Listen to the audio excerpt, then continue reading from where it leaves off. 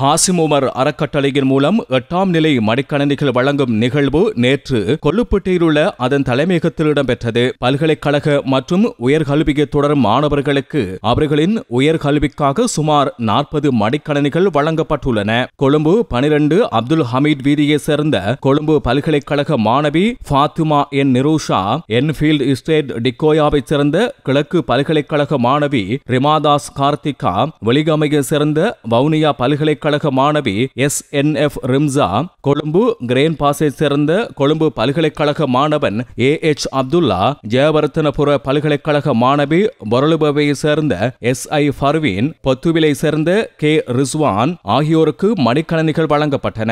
இந்நிகழ்வில் Hashim Umar foundation ஸ்தாபகர் இலக்கிய புரவலர் Hashim Umar, Dinakaran பிரதம ஆசிரியர் K செந்தில்வேலவர், வீரகேசரி பிரதம ஆசிரியர் ஸ்ரீகஜன், சமூக ஜோதி MA ரஃபீக், தமிழன் நாளிதழ் செய்தி ஆசிரியர் முகமது ஜவுஃபர் ஆகியோர் மாணவர்களுக்கு மடிக்கணினிகளை வழங்கி வைத்தனர். ஊடகவியலாளர்கள், மாணவர்களின் பெற்றோர்கள் என பலரும் கலந்து கொண்டனர்.